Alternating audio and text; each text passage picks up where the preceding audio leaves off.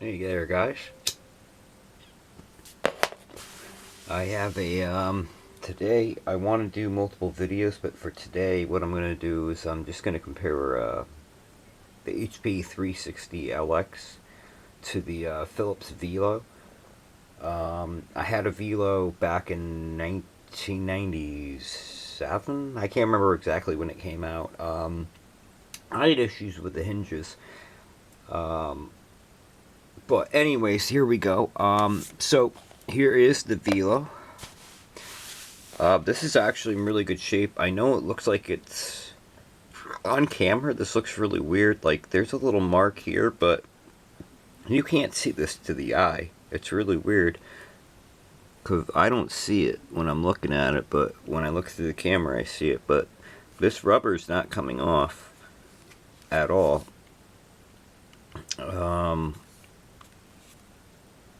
I mean, it looks more. Yeah, nah, yeah, it's not really. That's not. Yeah, no, it's not coming off. But let's see if I can point out exactly what happened to mine back. Whew, man, I'm trying to remember. Like, geez, 20 some years ago. Well, the first thing that broke on mine was this here. Mine broke right off one day, and I didn't do anything other than open it up, and it just fell off. And I'm always really nice with these, so I don't understand quite what happened. But this is a really good, and this keyboard doesn't stick. Mine stuck. It felt like there was glue underneath the buttons, so you press like B, and you'd have to like kind of wait for it to bounce back before you'd be able to hit B again. This is much, yeah, wow, every key doesn't stick. Cool. It's got the Stylus, the original, and I remember those actually weren't easy to find back in the day either. But I'll show you what went wrong with mine. My hinge, like right here in the center, where the plastic molding is, cracked, and then what did it do after that? I'm trying to remember for 20 years ago what it did. And when you opened it, it had a gap right here. So like right here, there was this gap. And at first I was like, well, and I tried pushing the plastic down. The first day it happened, I remember this, I was still in high school. And I pressed it and went, okay, well, I guess it's fine. And then by about a week after that, I went and opened it. And when I opened it, that's when it all just, this whole screen just went like poof. You know, like doof. It went back and it was like shit. And I just gotten this, and I was not made of money. My parents were not made of money.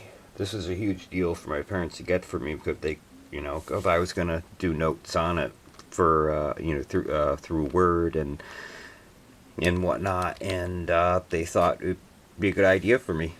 But yeah, that's why I got rid of my original Velo. But you've got the 19. I believe it's a 19.2. I think the European models did not have this. They had um, a an adapter that plugged in here that gave you the phone, the telephone line. But other than I didn't change the battery, but I did put batteries in it, and yep, ding. So. But there's Windows CE 1.0. I really like these Velos because at the time, I remember my friend having a compact C140 and one of my friends having an A10 or an A11. I can't remember the exact. Yeah, I gotta change that setting. And what stunk about it is they had a PCMCIA slot, but that meant you needed to buy a modem. And also, when I got mine came with the Windows CE 2.0 ROM module and the 8 megabyte card. So it ended up being like I had Windows CE 2.0 and 12 megabytes of RAM for a little more expensive than what they had their unit for. So I thought this back in 1996 or 97, this was a very good unit. Don't see very many of these on the internet anymore, especially a Velo 500. I've been looking for a Velo 500 for almost since when they came out. I've had a couple opportunities to buy a couple, but they weren't in very good shape and the people wanted way too many. So what I wanted to do though is I want to show you, this is my HP 360 LX. And I want to show you, this was around when Windows CE 2.0 came out. And I'll show you guys some of the differences here. Let me get the camera back a little more. There we go. Now as you can see, this is a widescreen. I believe this is 640 by 240 or something like 640, something like that. Of course, this has a smaller screen because this has been Windows CE 1.0. When these originally came out, Windows CE 1.0 was out. So you had, at the time, only, I believe, these units were the HP 300 LX, the 320, and the 360. I think the 360 might have come out though because it came with Windows CE 2.0 later, but the point is that these were widescreen models. I mean, these were not. So even when you had Windows CE 2.0, it was weird to go because it seemed like Windows CE 2.0, they took on like, okay, this is the standard screen we're going to use from this point moving forward. And you had some companies that tried forcing an upgrade. This is one thing I'm going to say. I don't think that Philips really thought this out, because when I had this back in the 90s, late 90s, I had constant trouble the minute I put the CE 2.0 ROM into it and the 8 megabyte card. It seemed like every 3 or 4 days I'd find some program that would crash and it would not work anymore until I reset the unit. So within like 3 days I'm constantly resetting this thing. Meanwhile, something like the 360 that came with 2.0 installed, there were none of these hiccups. None whatsoever. But as I said, what was nice about the Velo is everything was in. And also something that was weird was I totally forgot. I never used this setting. Wow, the hinge is really good on this. There's a voice recorder on here. But when you look at the bottom, here's where you see you have your RAM over here and your ROM here. And there was a PCMCIA like add-on thingy that, like, of course I'm gonna make it look like I'm damaging the thing trying to open this. Okay, there we go.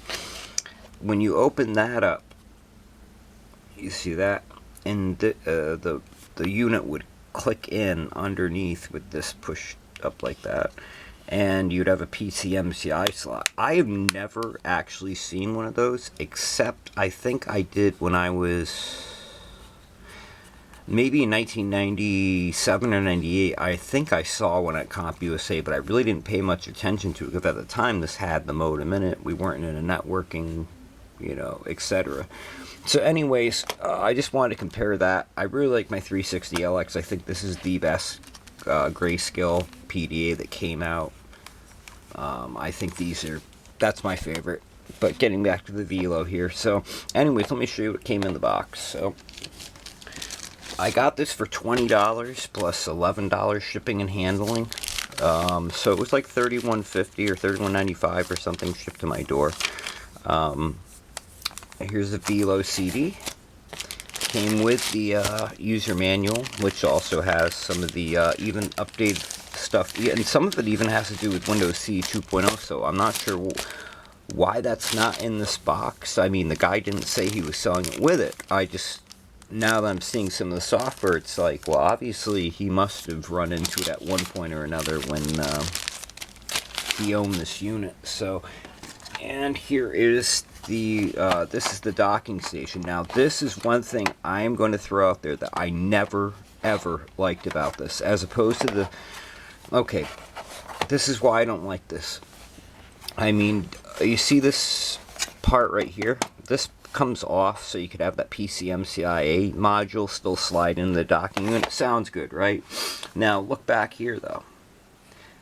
If your hinge goes on this does not hold the unit up, the unit screen up at all.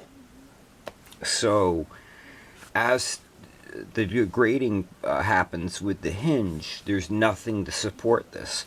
Now with the 360LX's unit, the docking station, as the screen goes back, it around at, I don't know, whatever, about here, it locks in. So you can use your stylus on it and click into it, no problem whatsoever. But if your hinge is going on your Velo, the screen just wants to go because there's nothing here to support the screen. So this, to me, even though it came with it for free, other than the needing for it to connect to the desktop computer, I would never use this. I think this is a piece. Never mind, I wouldn't even use the word. But cool thing is, I had this case. Mine came with this too. This has not been opened. I said for $20, so it's like $11 shipped. This was a really cool deal. But I'm not going to use this case. I remember having this case, and this is the case that led to my hinge breaking. So maybe there's something to be said there. Let's go through here and grab it. And this is pretty much it. I've got, a business reply. I think to register this. Oh yeah, wow. Yeah, I don't think this is gonna do anything these days. Then, along with the Velo CD, you had the Windows C Active Sync. Not gonna use that. This has never been taken out of the cable. And then I did get, actually, one thing I had been looking for. I sold a box of a whole bunch of parts to somebody, and I sold a whole bunch of stuff I did not mean to sell.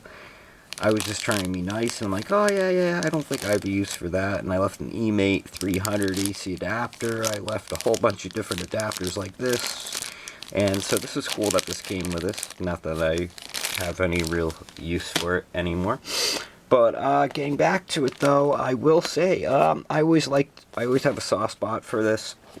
On the side, this is the contrast. I did not like this. I'd rather have not had this. And if you look at the HP 360, that setting is right here. I don't know if you can see that. So you hold the Alt and you adjust the contrast this way. I'd rather have that than have another problematic mechanism right here. So I think that actually broke on mine too, right after the hinge broke. And then you just simply have your serial here and your AC. But this is in really good shape. This brought me back. Wow, when I opened this, I was just like, wow, this thing looks, wow. I liked this Velo. But I would highly recommend, if you were looking into one of these Philips Velo models, if you can do without the keyboard, there's like a Philips Neo. I remember messing with that when I worked at CompUSA, and that was pretty cool, but I always liked having the keyboard. But they made a Philips Velo 5000, which was very similar to this, but I think the modem on the the 500, the Velo 500, was up here. I don't think it was like this, where it was right here. I think it was on the outside unit, but it had a full screen. I think it came with Windows C 2.0 and a faster processor. I think it was a 7500 megahertz MIPS processor, but those are really hard to find. I don't think they built very many, because Philips only made 3 of these. I believe it was like the Velo 1, the Velo 500, and then like the Nino, and that was pretty much it. Kind of like how Compaq built a couple of these Palmtops tonight. They had the C120, C140, and then they had like a couple more models. That was it. But a lot of companies lost faith in the whole keyboard part, because they thought the whole future of it was going to be in the touch, because Palms were huge at the time. I'm a huge fan of the keyboards.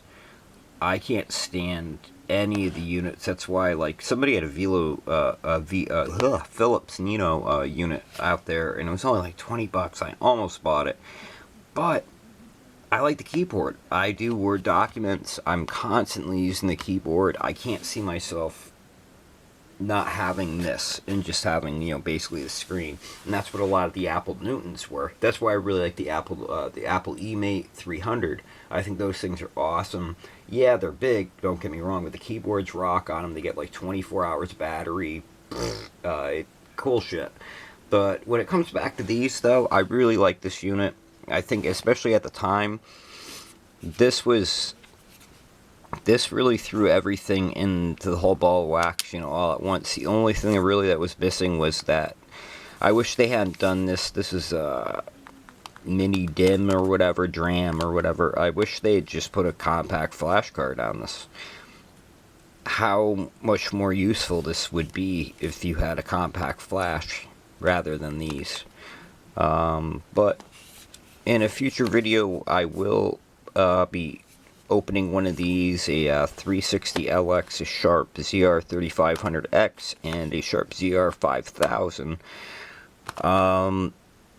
And the only reason I'm opening them up is, well, this particular unit I've opened up before, so I know this, but the other units, all the hinges are loose except for my 360. But I had somebody send me a broken 360LX, because my issue with this is I didn't have an English ROM unit for it. I had a Portuguese ROM. And so somebody sent me the new ROM, but they sent me an extra one of these, and it's broken right here, but the screen still works. The unit actually still works, but that's the one I'll be taking apart, not this one. The Velo, I don't mind taking this apart because I'm going to have to anyway, but I mean, this was, back in the day, this was a really cool unit, and you're starting to see that people want a keyboard, and I'm kind of surprised it's taken this long. I'm a computer nerd, and I've never been sold on not having a keyboard attached to something, yet it seemed like a majority of people obviously were, because there's a lot of shit out there, and it's completely useless without a fucking keyboard, isn't it? Oh, I did use the F word, so... But I just wanted to thank HPC website. I mean, if you guys need drivers, you guys need any help whatsoever, their website has like everything under the sun, as message form, ask questions, driver galore. I didn't think I'd be able to find drivers for a lot of this stuff, because I've been in this for a while again. But I kind of given up on finding software. I'd kind of been like, nah, you're not going to find it or anything. But no, it does exist out there. The people on there are very cool. And I said somebody on there helped me find a 360LX, I mean, a ROM. Think about it. I have a 360LX in Portuguese, and I'm looking for a ROM module in English. And I was managed to find it within, I want to say, a day of being on that message forum, and before that I spent about close to 2 years looking for it. So it was amazing to find. And also there's people on there that know everything under the sun about every one of these units, whether it's a Velo, a 360, a 320, a 300L, a C140 compact, a C120, or, you know, an A10, an A11 Casio. I mean, everybody's on there. A lot of them are on there with the color units, which is awesome. Like, don't get me wrong, I love the color units. I used to have a 620LX, and I used to own a 780 NEC, but I like the grayscale units because I like the simplicity, and I like the battery life. Because you gotta remember, like, when the 620LX came out and the 660LX came out, the battery wasn't all that good, hence the reason why they came with rechargeable battery packs. You know, you were still in the age of, like, 2.5 to like 6 hours max off of a laptop, a PDA, you name it. So that's why I like the grayscale, because I believe like the Velo, I think I used to get 8 to 10 hours, maybe even 12 off of this. I've been, with these new EBL lithium ions, I've been getting about 14 out of this, and that's using the backlight, and that's insane. I really highly recommend EBL 3000 mAh lithium-ion rechargeable batteries. The red and red label with gray like a warning, you know, square box of warning on them is in gray, but the rest of it's in red, like a maroon red. And wow, what a difference. Just make sure you turn off that your unit cannot charge through the AC adapter those lithium ions you put in, because the batteries that can be charged in this are just NiCads, or you get my point. So just make sure you change them, but that's a default setting, so unless you change it yourself, you should have nothing to worry about. But yes, lithium ions, and I will try these in the Velo, but I haven't gotten really a lot of time to mess around with this. And as I said, one of the things keeping me back is that, I mean, it's Windows CE 2.1, and I don't know if you guys have any knowledge of this, but like when you go to start on, there is no click. Yes, I gotta change that battery, When you click on that start and you go to programs, instead of it scrolling over programs, it wants to open up an explorer showing you everything that's in the programs. Well, all of a sudden you feel like you're back at Windows CE 2 or Windows 3.1.1, but you have a start menu that's useless. So anyways, though, hopefully I'll get a CE 2.0 with the 8 megabyte, and we'll be able to do a full review on this. But I definitely wanted you guys to see this. These are really cool units. I really miss this Velo. I'm going to be really careful with this. This isn't going to be one of my main units, just because I don't know. If I could trust the hinges on this, I would love to use this all the time, but it makes me very weary of using this. But anyways, thank you guys very much for watching, and I'll have a couple more videos coming up on different PDAs. Thank you.